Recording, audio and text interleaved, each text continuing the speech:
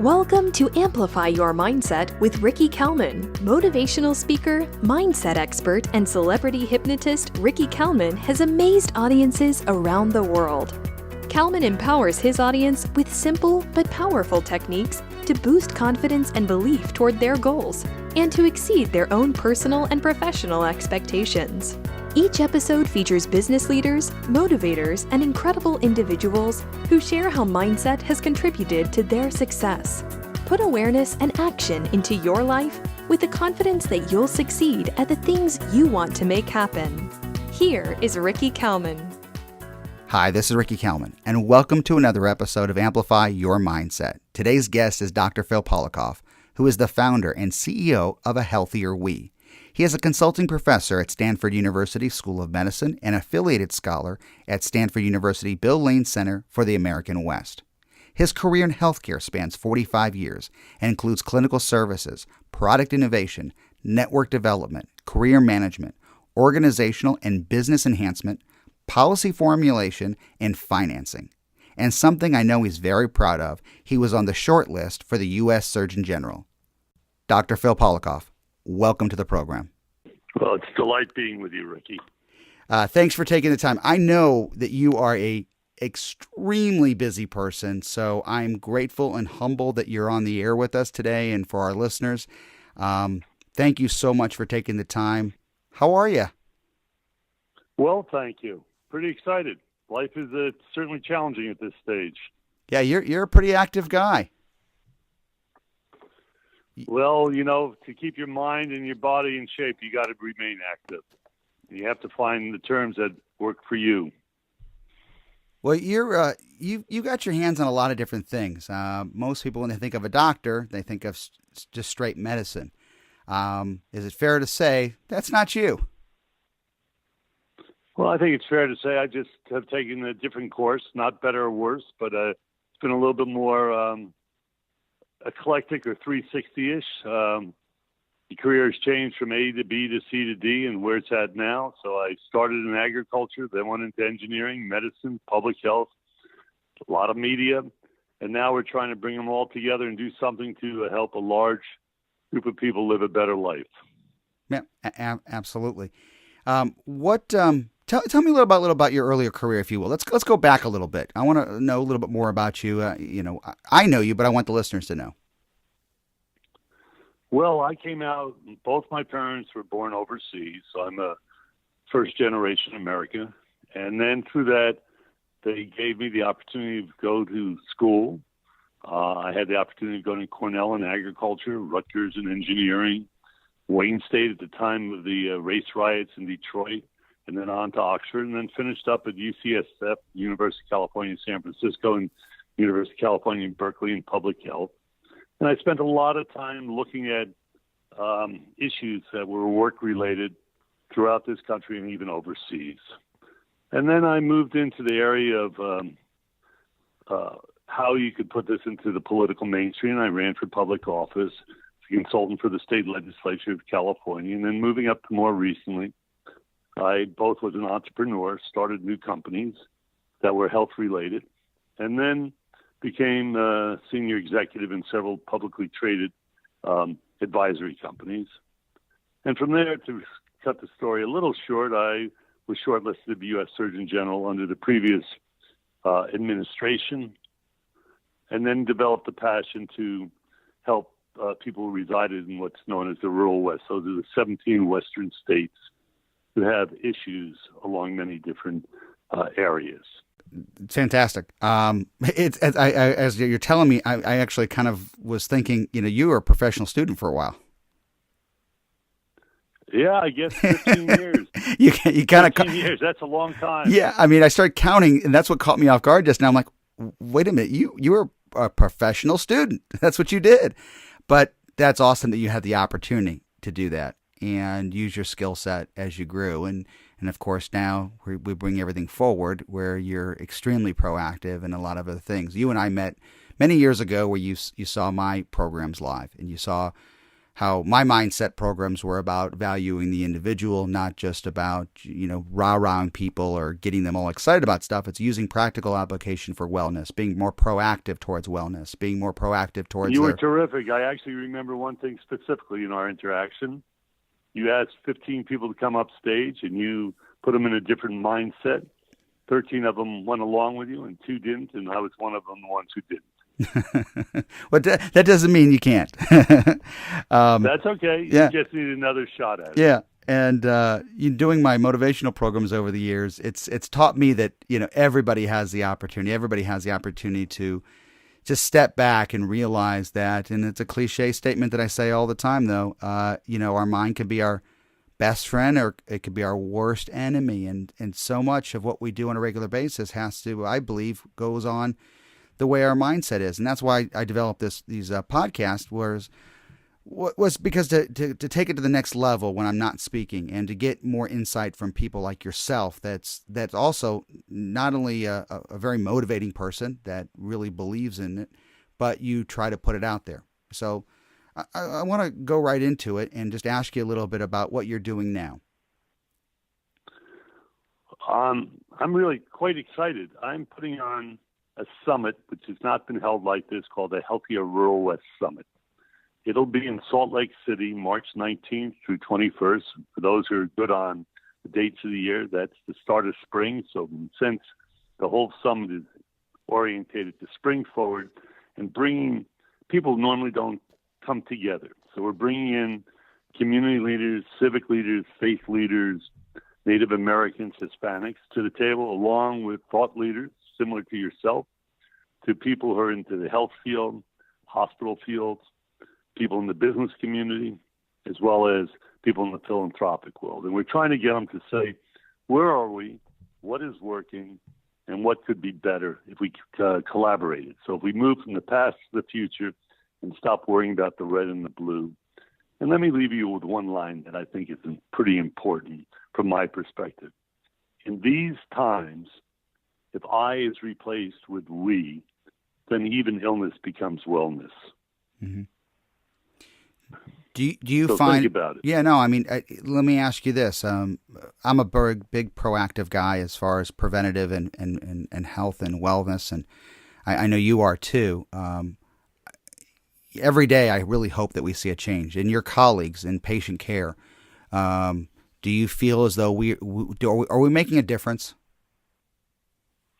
Well, it's one step at a time. Change doesn't come easy. You have to be bold and humble. You have to go forward with a sense of spirit and make things happen in a positive way. You have to be relentless, but not reckless. And also, I guess you have to say, which is not being trite, perfection is the enemy of good. And team has no I in it. So as you move forward, you really have to be open to collaboration and not expect that everything you want you get. But things open the doors and give people some sense that they have support.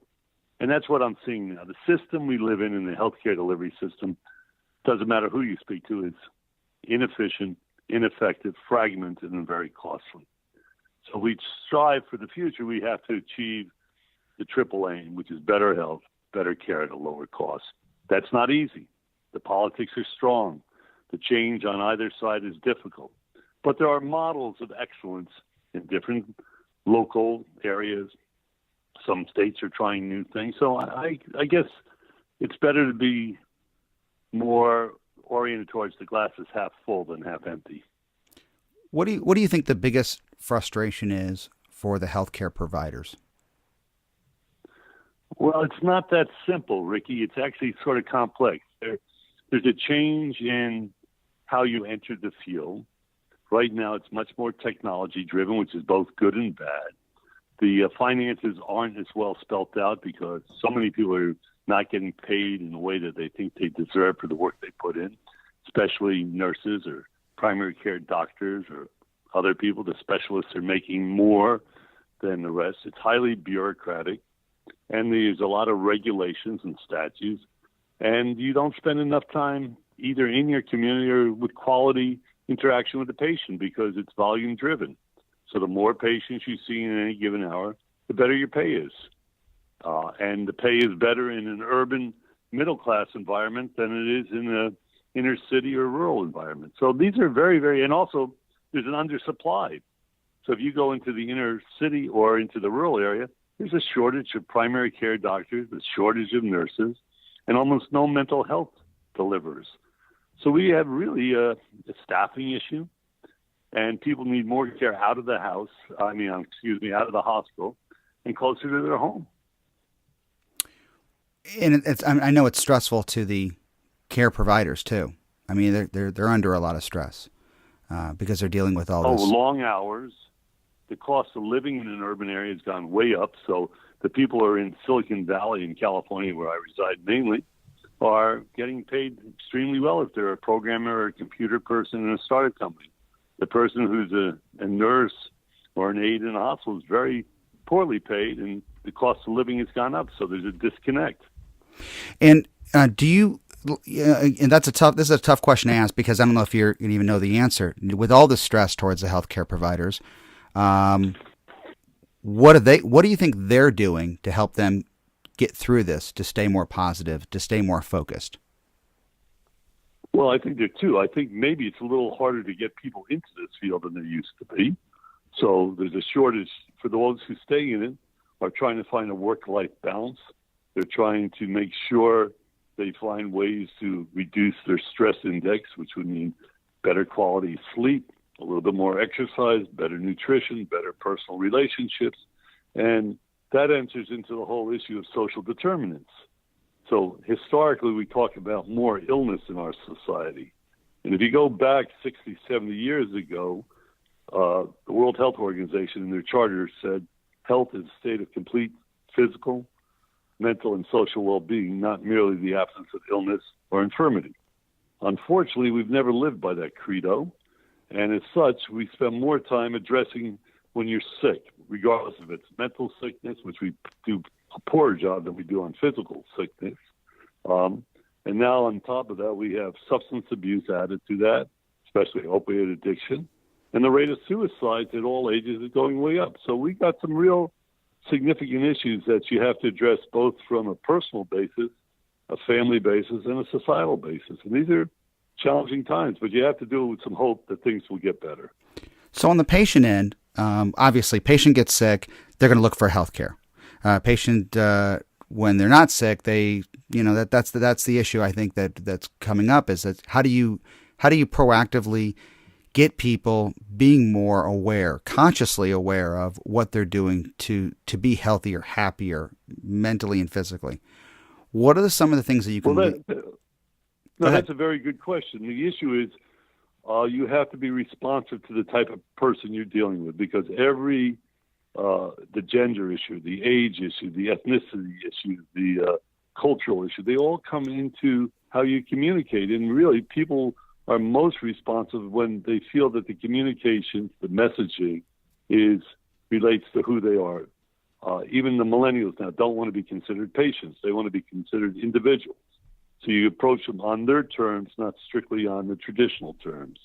And you make sure your messaging is short and to the point with hope of where you go next. So, and also the where you go next has to be a credible deliverer of some service, whether it's a person in the mental health area, the difference between the psychiatrist, and the psychiatrists are having a hard time because they don't like being paid, nor do the insurance companies pay psychiatrists. They would like to have a cash delivery on time. That's challenging for a lot of people. People really want a lot in the area of psychoanalysis. There are very few people who go that route because people are not going to go see a psychiatrist 4 times a week to tell them their life story.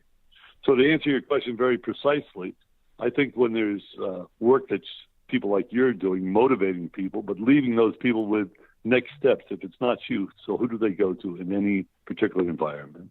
And what's the return on investment? And I'm not just talking about financially, for spending their time in some activity. If it's physical or if it's mental, what are the success stories that have come out of that sort of focus orientation? So where do you, now here's the good news, and I hope that there is, with what you're doing, do you see a trend? Do you see a certain area, community, part of the country that is becoming more of a trendsetter? Well, I think that's a great question. I think it's two sides. On the West Coast and the East Coast, where there's a little bit more affluence, there are some trends occurring. People are definitely putting more time into their mental and physical well-being. That's very important.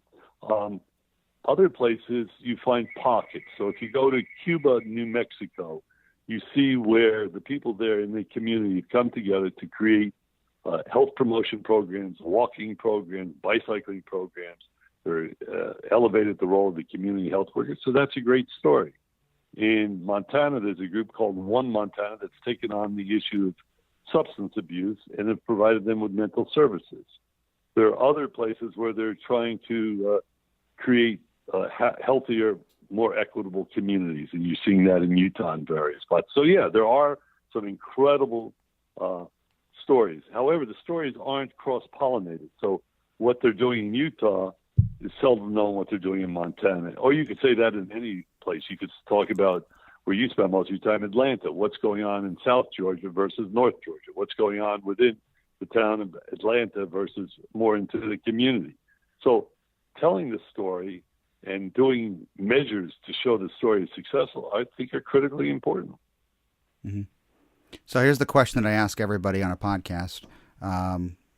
What do you do? What do you do that, if you would like to share, and you don't have to, what do you do to help you be more proactive towards your overall well-being, or even just your positive attitude? Is there something that gets you, to turn that, that dial or flip the switch? So this is more on a personal basis than on a more global basis. Sure. I mean, For myself, because you're a pretty motivating guy. I mean, you're a guy that does a lot. You don't. I assume, and please correct me if I'm wrong, you like to be busy. Well, I think there's some truth to that. Although one likes to be effectively busy, not just to be busy.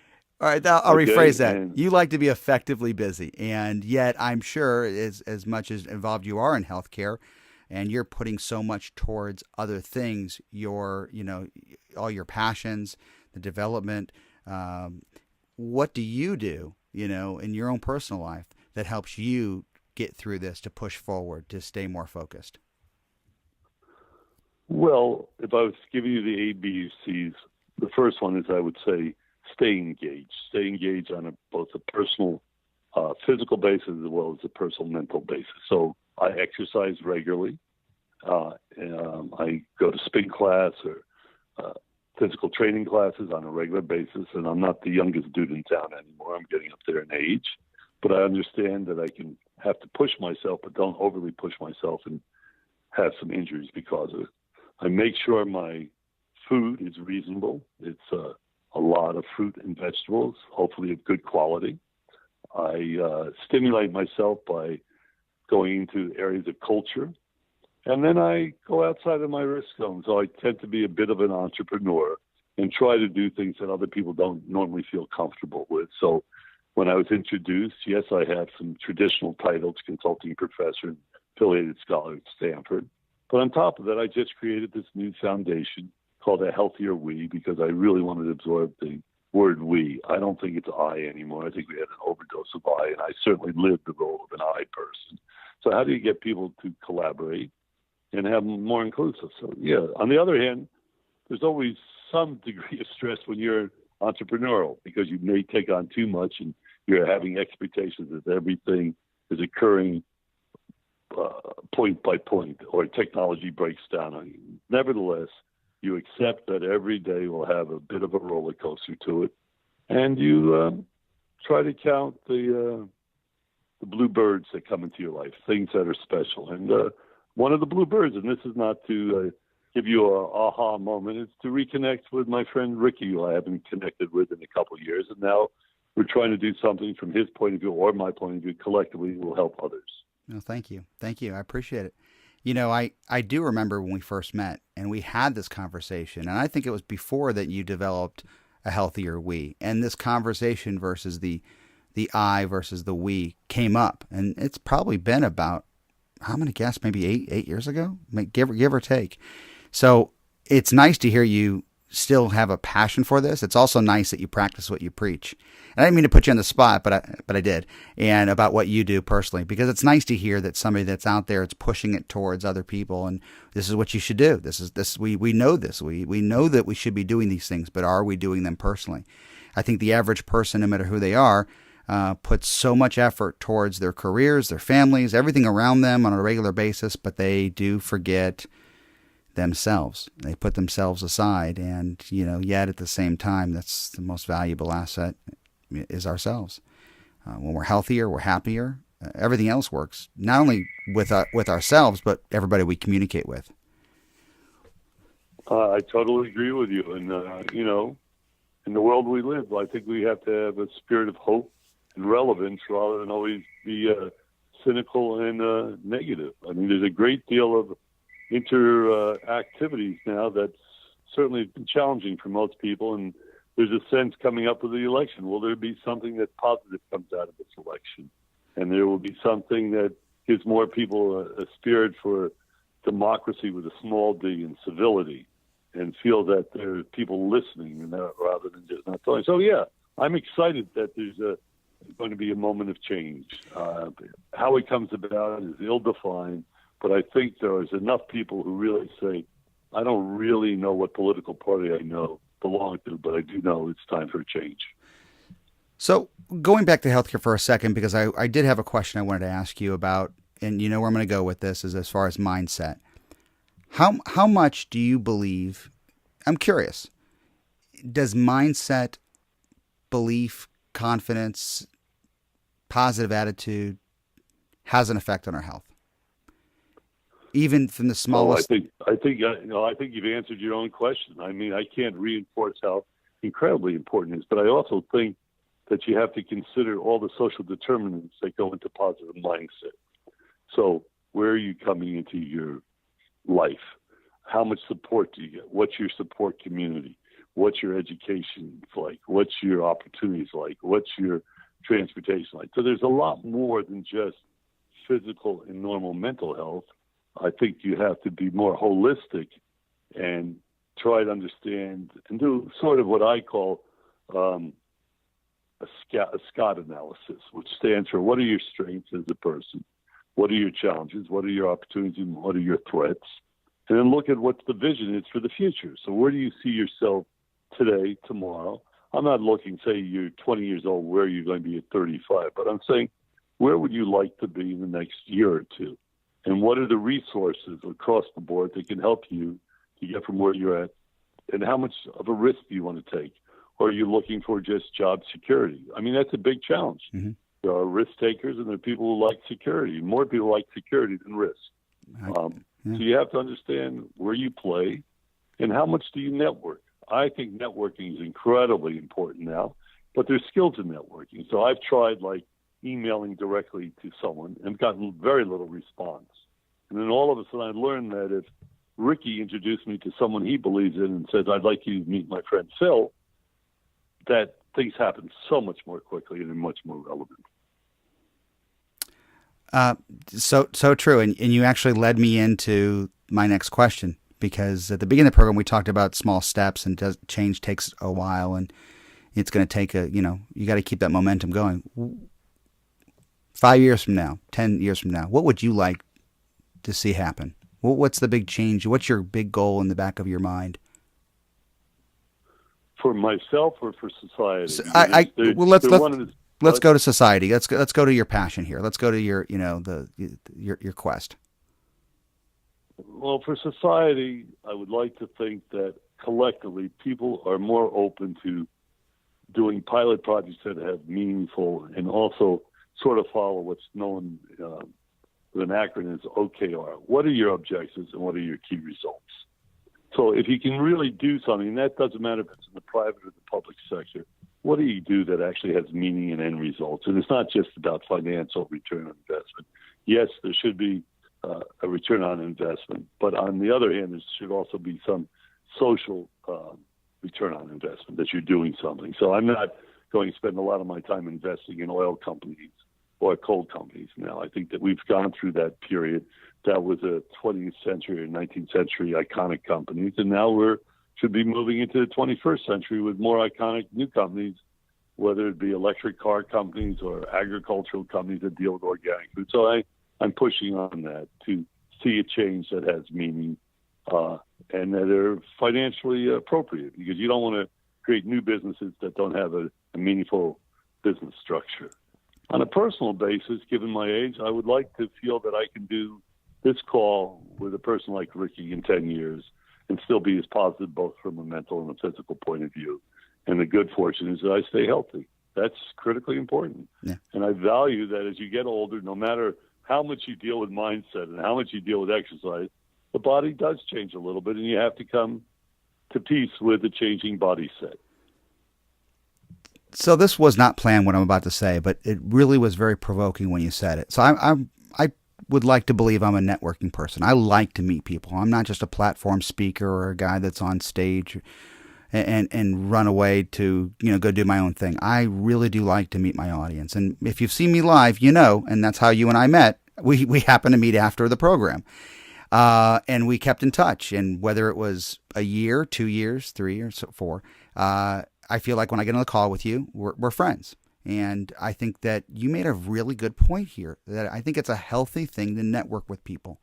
I think it's healthy not only because you just never know who you're going to meet or where it's going to lead, but I think mentally when you challenge yourself with new information, you stimulate different things, different ideas, different communication factors versus the same old conversation. How's the weather? What are you doing? I think it creates, I think it's fuel for the mind.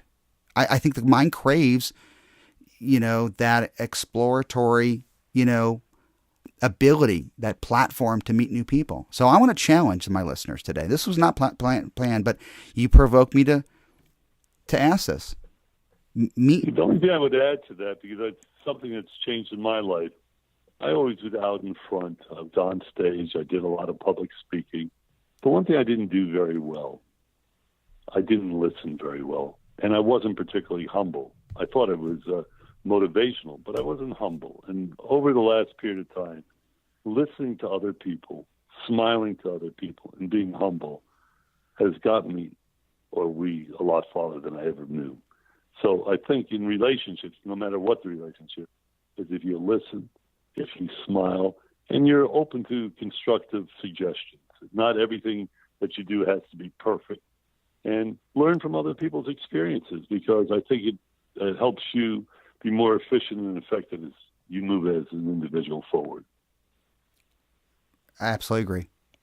So we're going to challenge our listeners to go meet 5 people today, this week. 5 people that you didn't know. Talk to 5 people that maybe you can network with. You never know where that relationship, that friendship might lead, not only in your personal life, your professional life, but I think in your overall happiness and gratitude, and you might see a change. No, you do see a change. I mean, it really is this experience we're having in Utah. I would never have thought I'd be spending this much of quality time. And on my forthcoming trip to Utah, they've opened up so many people, whether it's people of faith, people in government, people in healthcare, people in business. And they said, we actually believe where your passion is going, so go with it, and we're with you. So It's been a very motivationally important moment in my life. Well, please keep doing what you're doing. I hope to have this call with you 10 years from now, 5 years from now, as you said, and we'll definitely, I'm going to hold you to it. Thank you so much for your time today. My pleasure. And I look forward to our next conversation. We're going to keep in touch. You take care. The very best to you. Thank you. Bye-bye. You have been listening to Amplify Your Mindset with Ricky Kalmon. For more information on Ricky Kalmon's corporate and personal development programs, visit rickykalmon.com.